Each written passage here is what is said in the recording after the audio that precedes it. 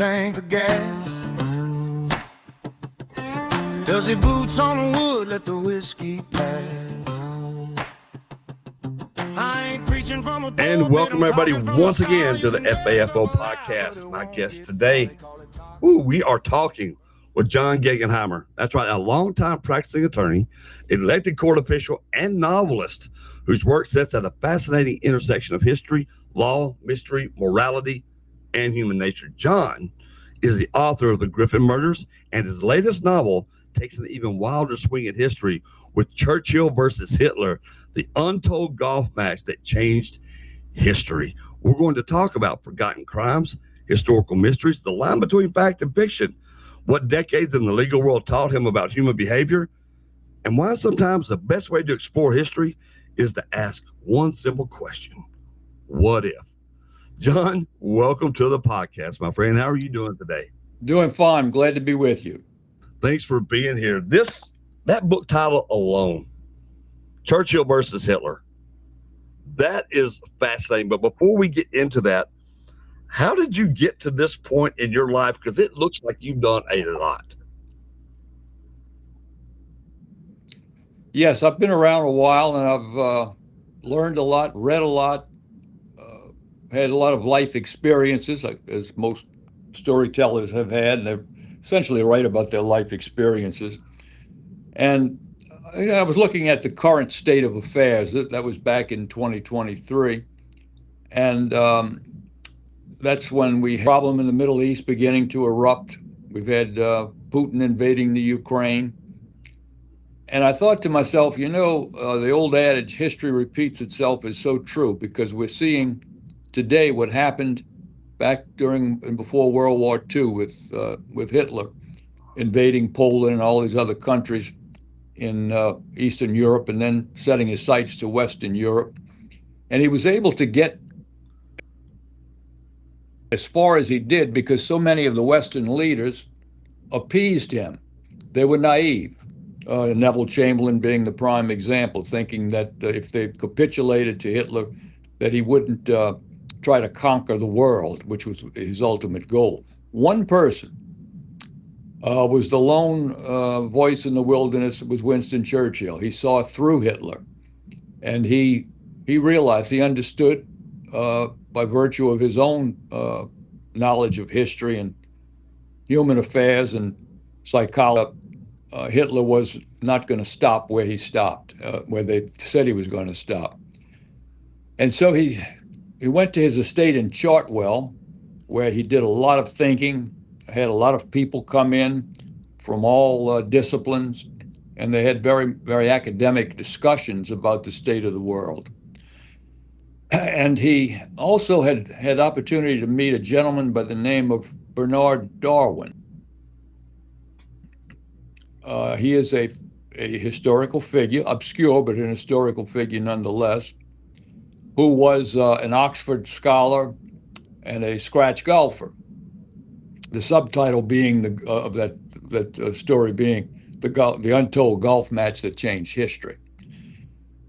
And Churchill also, this is not recorded in history, but I assume he must have met, and of course he knew about Sigmund Freud. Everybody did. He was one of the most famous people in the 20th century, but besides Einstein.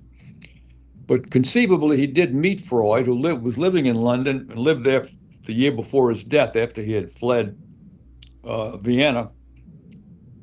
And he got to thinking. Bernard Darwin had earlier told him, if you really want to know a lot about a person, play a round of golf with him. And I drew upon my own life experience. I used to play a lot of golf. And on Wednesdays, the lawyers and the judges would play. And I would often play them that way, just by observing them from the time they walked onto the first tee to the time they walked off the 18th green. You watch them, you listen to them, and you will know everything there is to know about that person over the space of 18 holes. So Churchill was thinking about that. He's sitting at Chartwell over Christmas holidays in 1938 or thereabouts, and he told his trusty assistant, Brendan Bracken, who was the narrator of the story, who was another obscure historical figure, but a very consequential one nonetheless, Churchill's right-hand man for all the years that he was in office. And he said, Brendan, I finally realized how we can solve the Hitler problem and get to know Hitler. Freud had put him onto this. Play a round of golf with him. And Freud also told him how to observe Hitler, what to look for, etc. And we'll know what he's up to. Well, the golf match is arranged through diplomatic channels, and it's played in Sweden, which was a neutral country. And they hold the golf match, and that golf match becomes a template for World War II, for Churchill's World War II plan, how he's going to approach Hitler. And it's all, it has to do with staying the course no matter how far behind you are. Stay the course, keep plugging away. And of course, it happened in World War II, where Hitler really had the upper hand for a long time, but Churchill stuck to it, maintained the course, and overcame Hitler. And the first step in the battle against Hitler, the first victory, right after Churchill had become prime minister in 1940, was the first victory actually was a retreat, the retreat from Dunkirk. There were 400,000 French and American soldiers trapped there. The Germans really had them, and they would have really brought some grief on them. And the only thing that they could do at the time, they couldn't win a battle, but they had to get them out of there. And so Churchill, with the assistance of none other than Ian Fleming, who actually was a naval intelligence officer. And I have in the story that he played a huge role in mapping out the strategy for the retreat from Dunkirk, those 400,000 little fishing boats, hundreds and hundreds of little fishing boats, and they snuck in and got them before the Germans realized what had gone on. And that was the beginning of the victory. Right after that, Churchill made his famous speech, the finest hour speech. That was the turning point right after Dunkirk in the war. And that speech established Churchill as the leader of Western Europe and really the Western world, because FDR was on a fence. He didn't know what to do at that time. And that enabled, according to Charles Krauthammer, a noted political analyst and commentator, and who himself was trained as a psychiatrist, but he's very well known. And he says that Churchill, by virtue of that finest hour speech and his victory in World War II in Europe, established him as the most consequential figure of the 20th century, even over Einstein. He said there could have been more Einsteins that come along.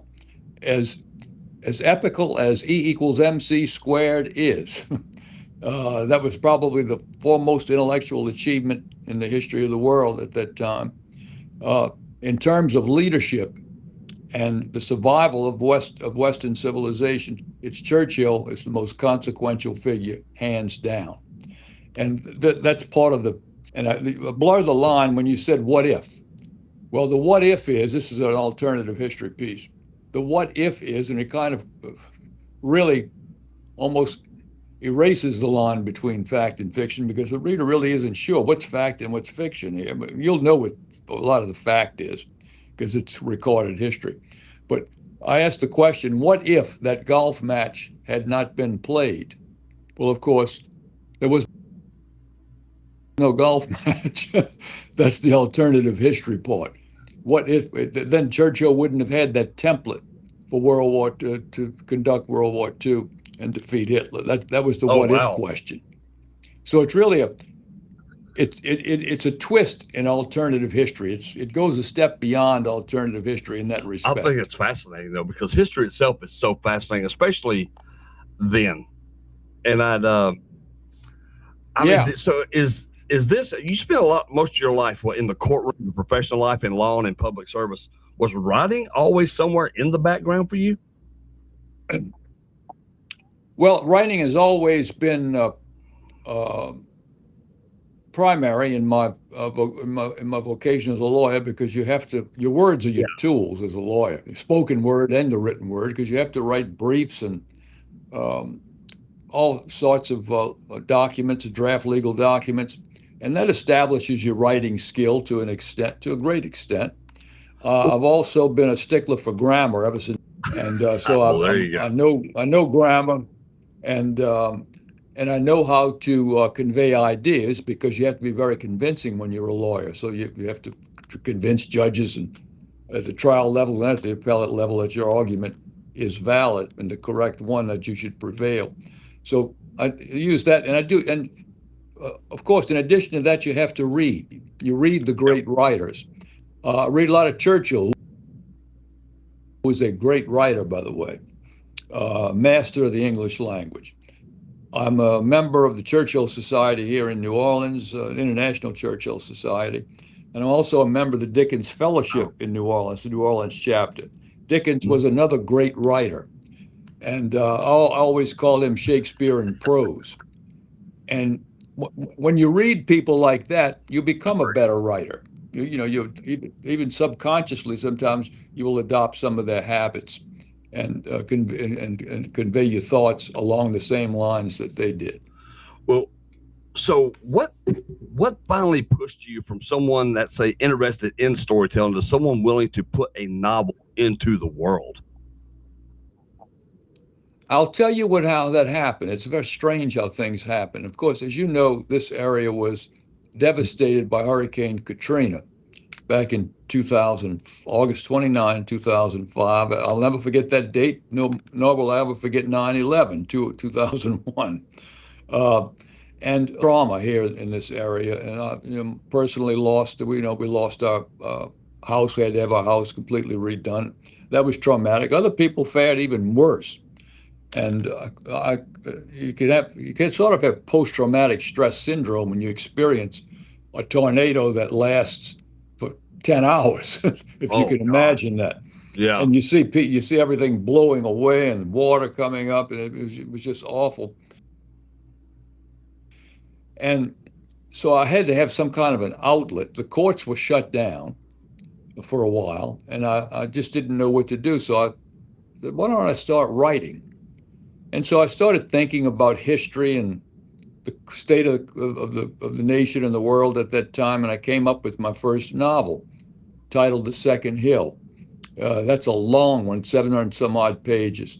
It is a pure historical, it's a historical futuristic novel. It begins on 9/11, and it ends with the birth of the main character. I'm sorry, with the discovery of the main character in a churchyard behind the St. Louis Cathedral in the French Quarter. And it ends in 2043, when this person this young woman, an extraordinary person, is then the president of the United States. And I kind of missed that because I have her as the 48th president. Well, I was off there because I didn't think that they'd have so many one-term presidents. Yeah. But that's minor. It's 48th president, and it ends then with a revelation that will shock the readers. And the book has been read maybe proofread and edited by friends of mine, about 40 people. Only one of them anticipated the ending. Oh, wow. And he's a very well-read, intelligent person, so I can see where he would anticipate that. But that was what got me into it, the storm. It had not been, what if Katrina had not happened? I probably would not have written the first one, nor the 3, 3, and 4. So that's how that got started. And then it took me 5 years to write that, because I had a day job then. I got one now, and it takes the other 3 books, the Griffin Murders that you mentioned, and the Canon Code, which is based upon Charles Dickens's last novel, The Mystery of Edwin Drood, which he didn't finish because he died halfway through, but I finished it for him. That's what that's about. Oh, wow. And then number 4, of course, is Churchill versus Hitler. Those last 3 books are 225 to 250 pages.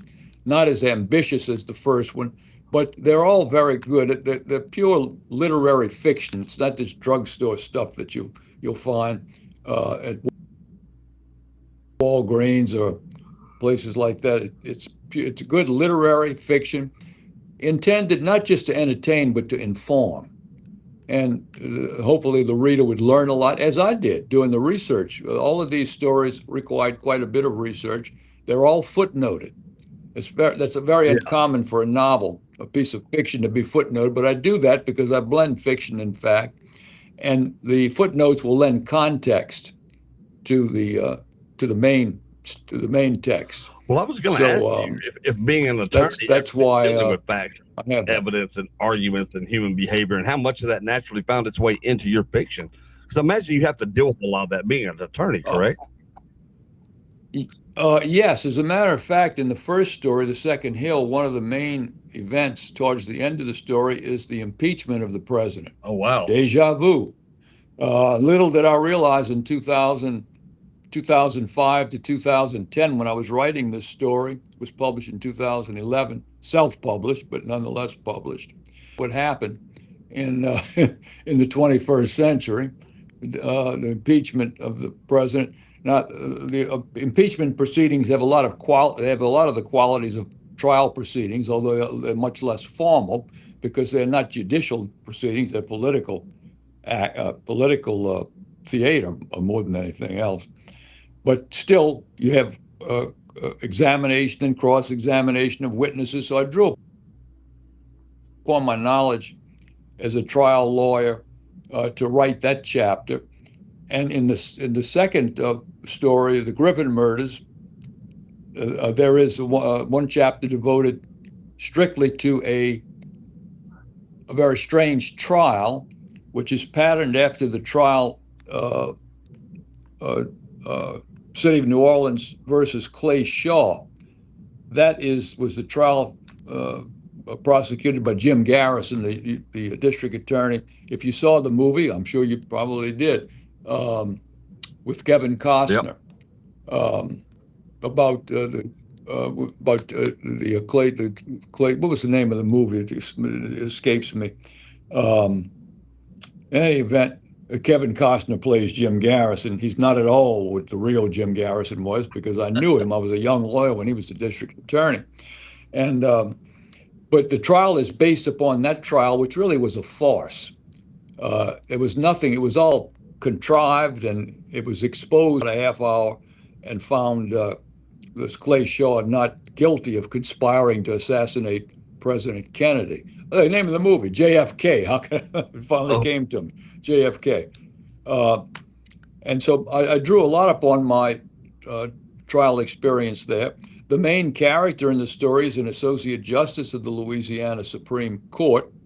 He is the Sherlock Holmes type character. They solved a series of five serial murders. And his sidekick, who is the Dr. Watson sort of fellow, is the U.S. Attorney for the Eastern District of Louisiana. And the story begins, the second chapter, I think, with a contentious oral argument, which really, the outcome of that oral argument really is the motive for the five serial murders. And I have, there's a lot of dialogue in there among the justices as they debate the case. They go into the deliberation room. And I was able to really write accurately about what happens in a deliberation room because I had entertained a Lord Justice from the United Kingdom here in New Orleans and took him to an appeal hearing at the Supreme Court. And I introduced the justices before the hearings began to him. And after the oral arguments were over, they said, well, come and sit in the deliberation room with us and you can see what we actually discussed. So that I drew upon a real life experience.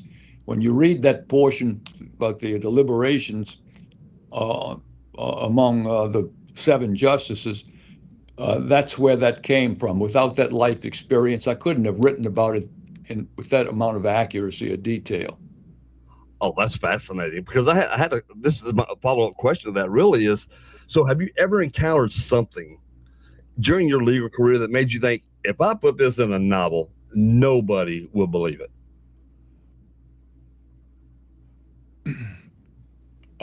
There are some cases that I've been involved with, where I would say, you can't make this stuff up.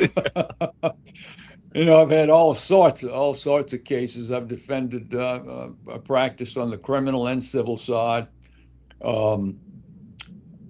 Yes, and I've had some contentious civil and criminal cases where that thought often occurred to me. And I might yet use my experience in one of those for another story. Well, let's talk about the. Although I am working on one now. Yes, the Griffin Murders. Well, yes. Just real quick, I was curious, and without spoiling anything, because I hate spoilers. But is there a moment in the Griffin Murders that you are particularly proud of? And there's a reason I ask that is because I'm a writer myself, and there are moments I know when I'm writing. There are things I write and I go, yeah, that's money. I really am glad I came up with this. I just love it. Was there a part of that anywhere in the Griffin Murders where you thought that? The defendant in this contrived murder case is the Chief Justice of the Louisiana Supreme Court.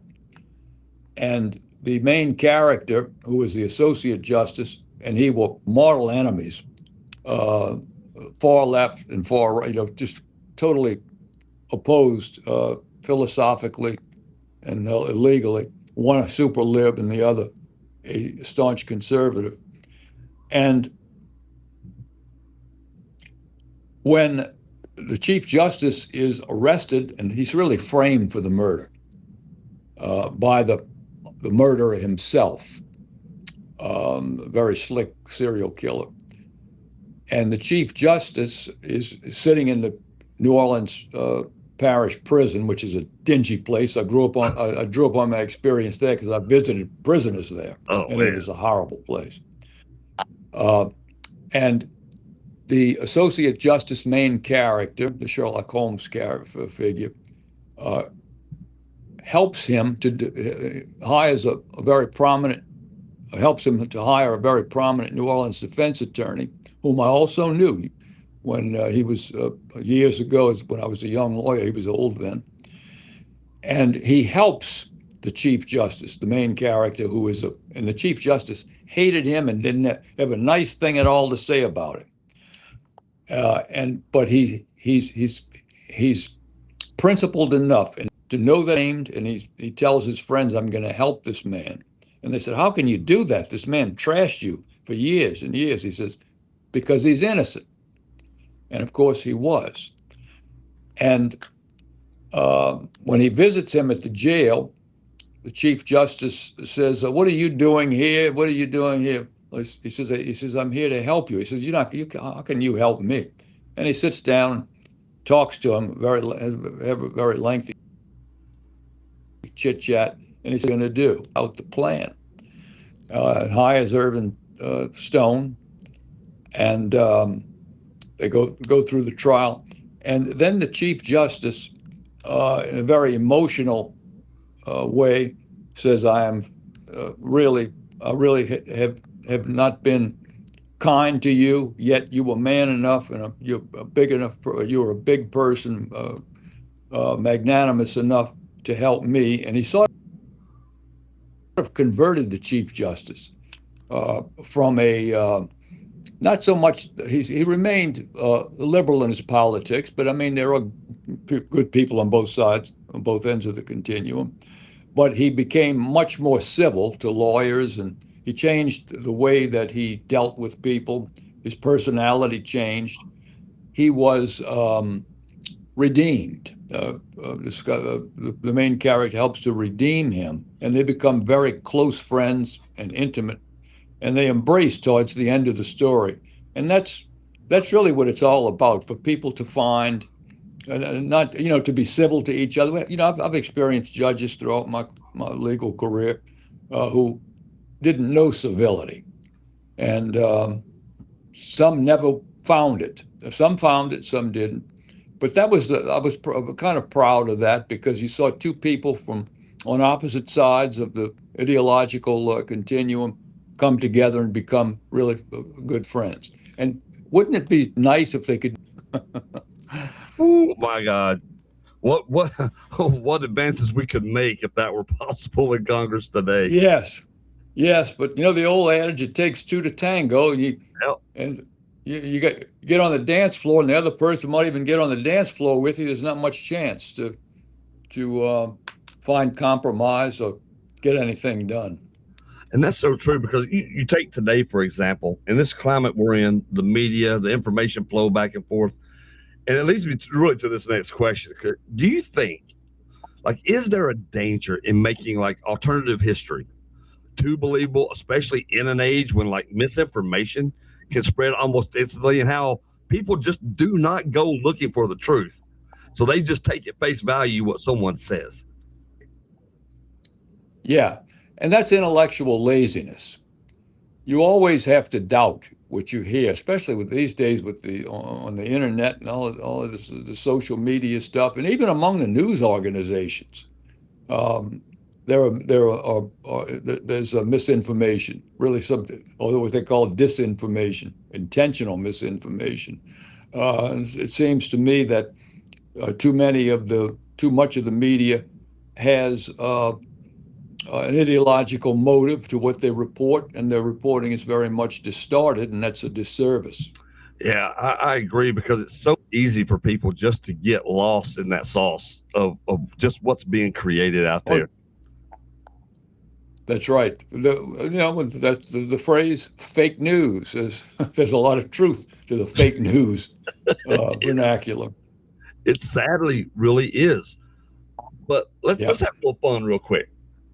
Is there a historical mystery, though, that you would love to solve? Not as a novelist, but simply because you personally want to know the answer? Yes. I don't think, and I'm not a conspiracy theorist by any stretch of the imagination, but so much has been raised that establishes some semblance of reasonable doubt about the Kennedy assassination. I mean, really like to get to the bottom of that. And I guess to a large extent we have, but it seems to me there might be something out there that we need to know, that we should. And I don't know why has taken this long.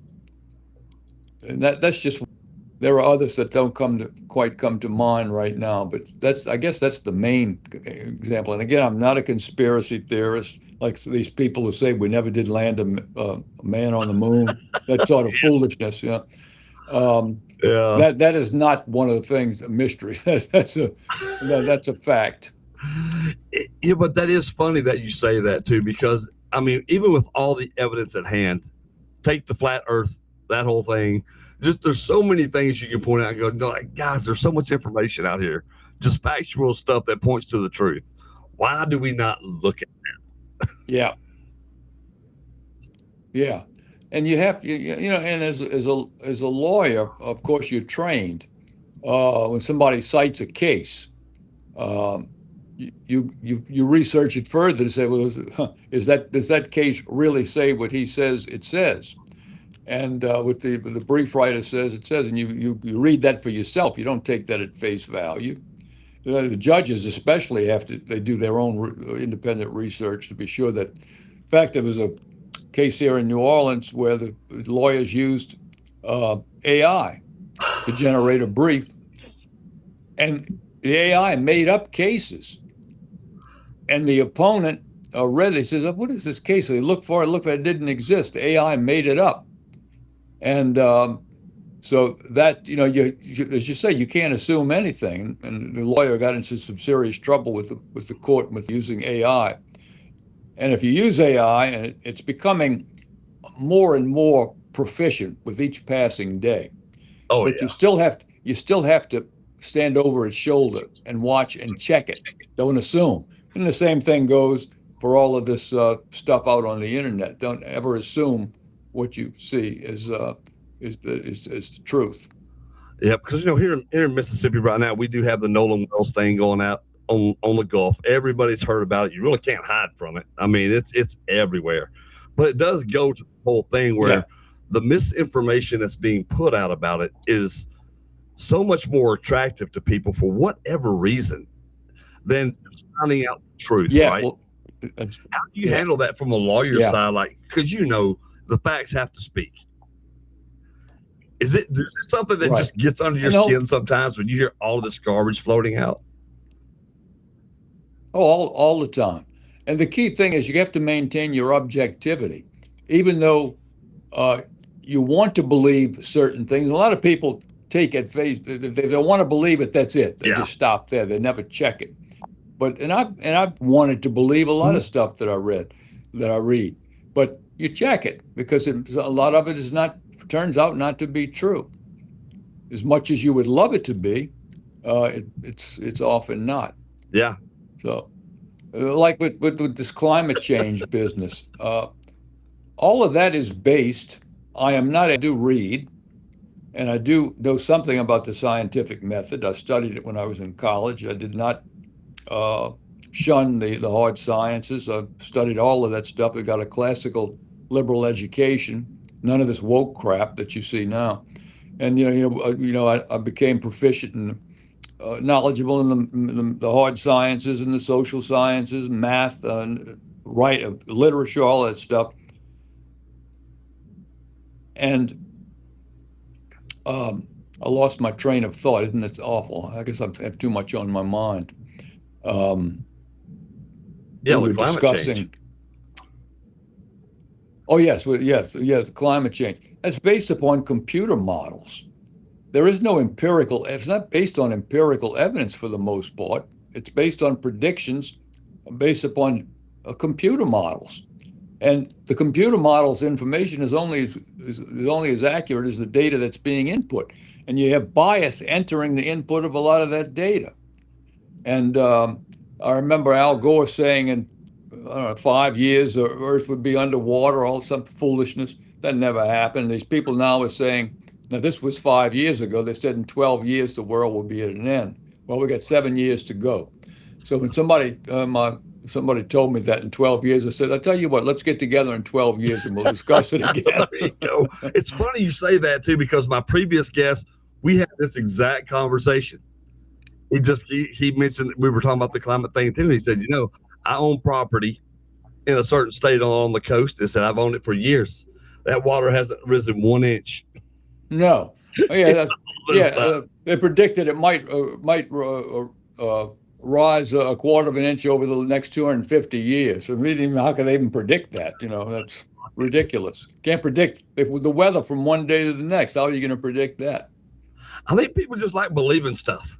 I don't know what it is. They do. The more fast they have it in them, the more I want to believe it. It's human. Yes, it's one of the negative aspects of human nature. That's the only way that I can explain. No, that's true. I mean, I write about aliens because I love the thought of UFOs and I love imagination. It's just fun for me. But it's not like I look and I see an alien around every corner and wonder which brainwashed politician is actually an alien hybrid in disguise, But that is out there. Yeah. Yeah, that's another mystery. That's one that comes to mind. The aliens. I've never seen one, but you see all of these reports, and I guess you have to think that it might possibly be true, but I don't know. The president released all of those documents. This is pure speculation on my part, but I kind of think it's some kind of a weapon system that is highly classified and that we shouldn't know about right now. Or it could be an alien. I don't see the evidence, hardcore evidence, empirical evidence of it. There are thin shreds of evidence that people see these lights and all. But you would think that if these people were this advanced, they would have done something more than they're doing. They're just flying around. I don't know. That's just one of the. That'll be a mystery for some time. I think it will be too, but that's what I mean. Like for the regular person, it's just a fascinating exercise in what if and what could be. But some people, it's a completely different. Like if you don't get on board with the aliens, then it's that whole mindset. It's not just the alien thing, but it's everything in this country right now. Oh, sure. And so when you're writing your books, how do you combat that when you're writing together, or do you even think about that? Sometimes I'll think about it when I'm writing, and then I'll write something that would dispel it, not directly, but indirectly. I'm trying to think of an instance where that would have happened. I think it happened in the Second Hill, but God, that was so many years ago.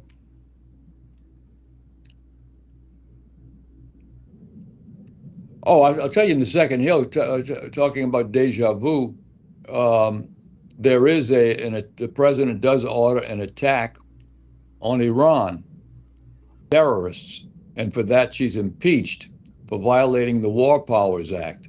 And you see the Congress hinting at that right now, impeaching Trump if they get control, violating the War Powers Act. Well, that's fascinating. But I do have some argument in there which would refute or disarm anybody who would contend. First of all, it's pretty well established by legal scholars that the War Powers Act is unconstitutional, but it's never been tested. But I try to dispel any notion that there's a violation of that in the story itself as it unfolds, particularly when the president herself, this has never happened, but it could, gets up in her own defense and gives her own closing statement, not her counsel. And she completely disarms the House prosecutors. That's one of the parts of the story I'm proud about too, because she completely exposes them for what they are.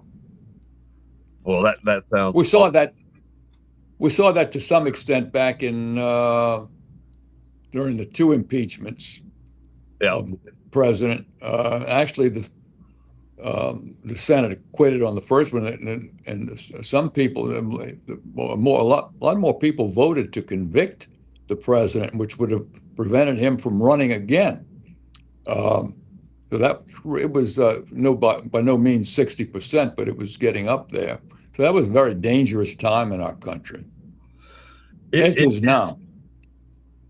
But that is a good lesson too, though, in the fact that if people want you out of the picture, they will go to extreme lengths to do that, whether it's verbally or some sort of physical manifestation of that. Yeah, you can see with the assassination attempts. Yeah, you do. And it's wild because they may not have said, hey, we're going to go do such and such, but the rhetoric can be something that has influenced, especially as our culture is influenced today in the youth of this country. And we're just people in general, not even the youth. Yeah. Certain minded people. You don't have to direct somebody to do it. Some people will just do that because of certain rhetoric. That's right. And it has happened. We've seen it. And it's kind of a frightening thing. Recently. It is. The assassination of Charlie Kirk was especially pertinent there. The hate language against him, and all the man did was preach Christianity and the Judeo-Christian ethic and human decency, and they accused him of preaching hatred. Well, I don't know what's so hateful about that. But he was dangerous and he had to be done away with. Well, one unstable person sees that, and you saw what happened. Yep, and that's exactly. He was assassinated, and then Trump almost was. Yeah, because you have people who are just the mental health crisis in this country is a whole other discussion, but you do see that a lot, and it's like if we can't have a discussion, even if we were polar opposite. There's something fundamentally wrong with that with that whole mindset. If you can't just talk to somebody you fundamentally disagree with and say, okay, well, we didn't come to any conclusion, but we'll still have a beer together or whatever the case may be. Yeah. So let me ask you this then. Yeah.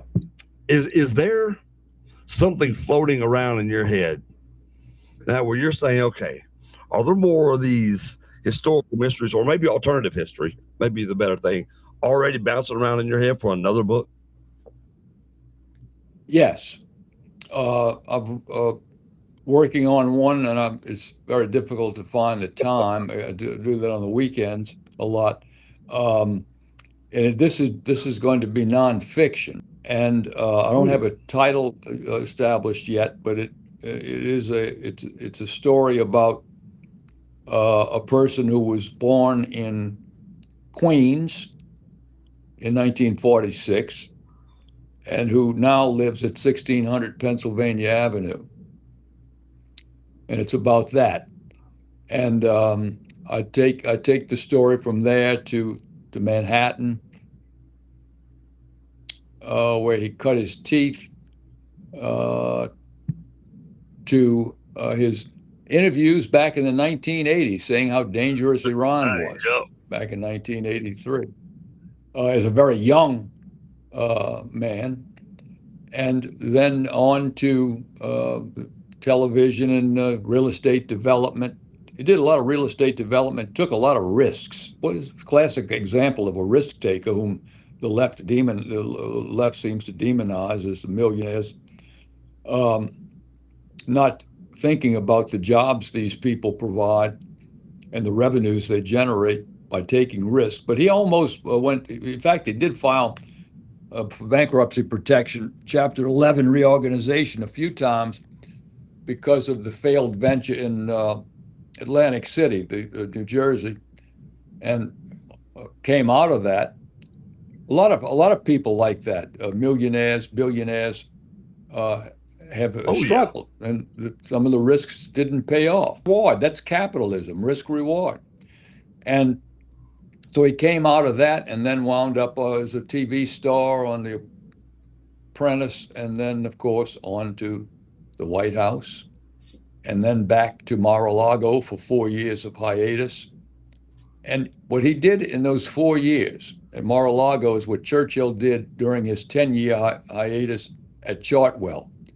He looked at he watched the world, he listened, he read, he talked to people of all disciplines, and planned his strategy for 2024. And when he first took office, he hit the ground running with one executive order after another, one accomplishment after another. And I'm sure we got some Trumpophobes out there, but you can't. Those are facts. And but the Trumpophobes will not admit that. But this is a story. Now, he does have his faults. Sure. As we all do. There's only one person I know of who never had a fault, and they've nailed him to a cross.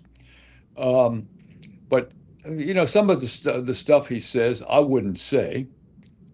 But I'll tell you this: he does tell you what's on his mind. That's a lot more than what other people do. They'll suppress it. Some things, like, I'll give you a good example. When Mueller died, I'm glad he's dead. Now, I wouldn't have said that. I wouldn't have either. However, but then again, I wasn't maligned.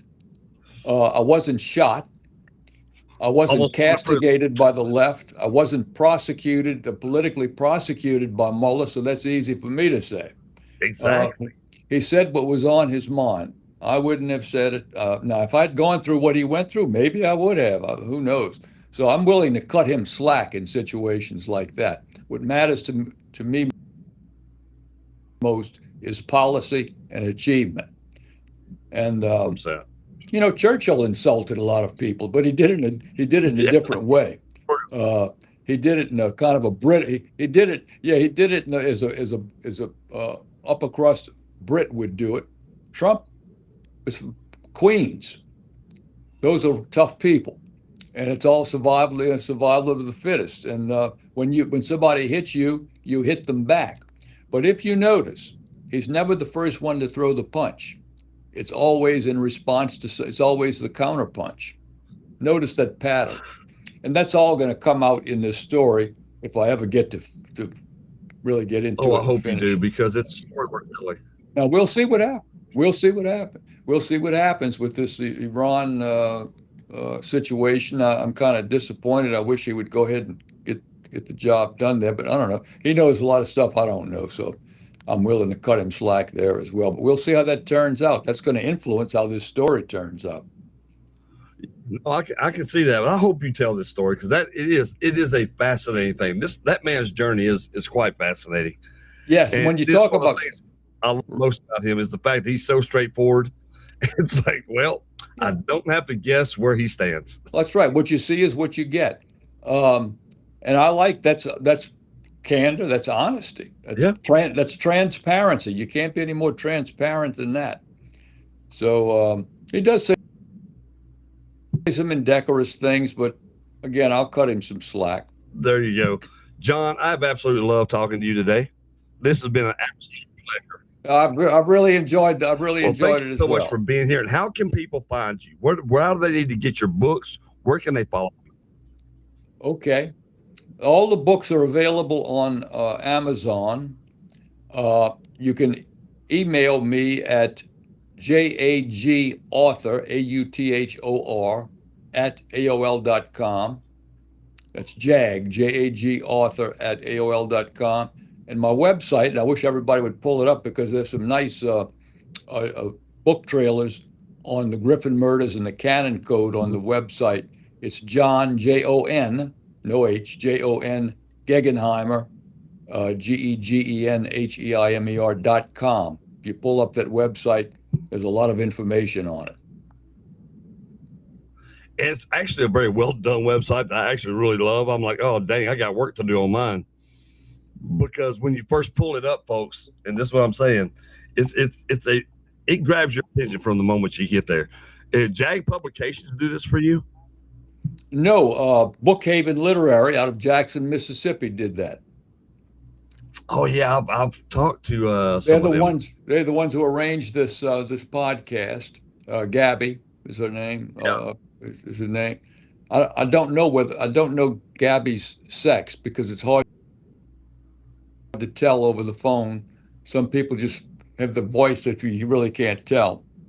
But I've had relation with good professional relationship, the literary, and Gabby is very straightforward and conscientious, and she's really done a lot to help me. That is so good. Jon, thanks again for being here, man. I do appreciate it. I appreciate your time. I know it's a lot. And we've had a pretty good conversation. Yes. Well, we did. I enjoyed it.